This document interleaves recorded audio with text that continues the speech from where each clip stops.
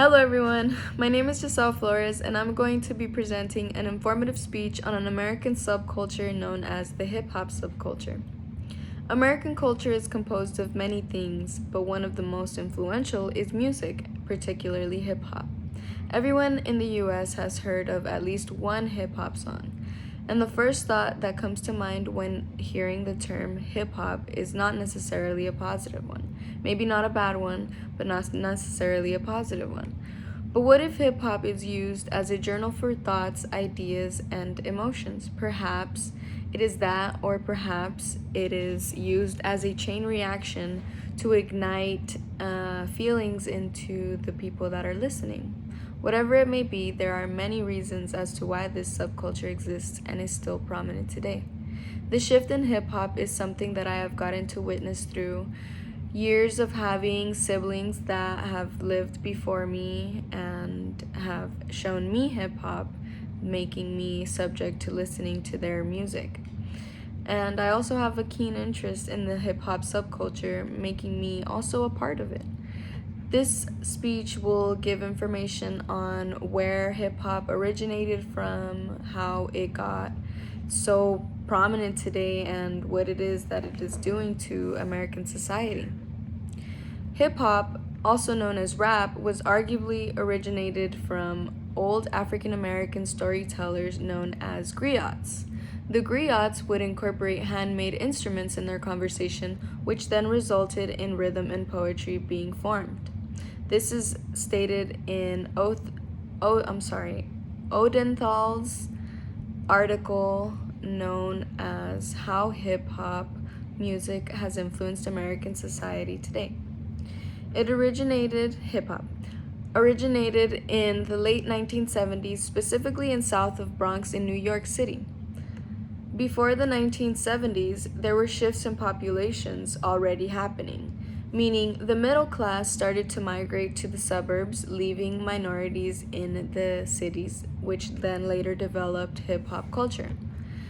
Although the rise of hip-hop was adopted and widely embraced, it was still considered incredibly controversial. And at the time, the 1970s were a violent time for New York City. During this time, drugs were becoming popular and gangs were forming. The poverty-stricken areas mainly adopted hip-hop because violence, gangs, and drugs were prevalent in these areas.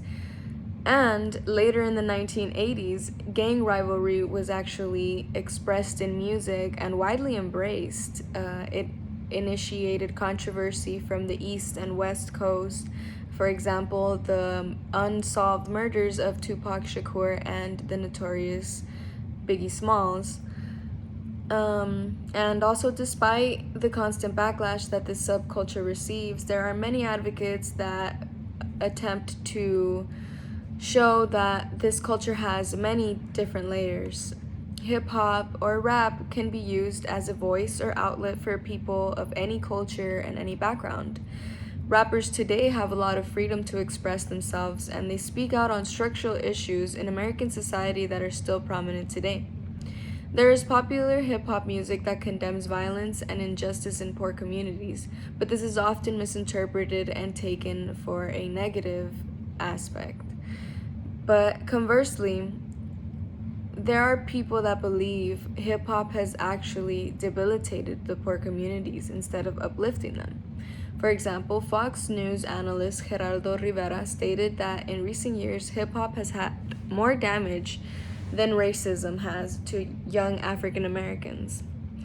In 2008, a poll was published by the Pew Research Center that stated 70% of Americans believed that hip-hop had a negative impact on society.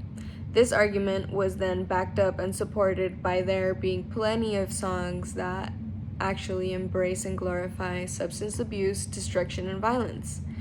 But, however, in conclusion to this, hip-hop has had many effects on American culture, including negative and positive.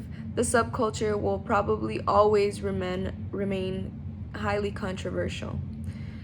The poor communities widely adopted hip-hop culture because it provided a voice for the oppressed. However, the negative aspects of the music had destructive effects on those who were influenced by such negativity.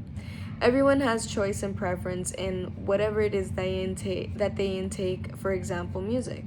And hip hop might not be embraced by everyone, but we cannot negate the impact it has had on our society for 3 decades now. There is always an underlying truth in everything, including music. Everyone has their form of expression, and music should be embraced as such. Thank you guys.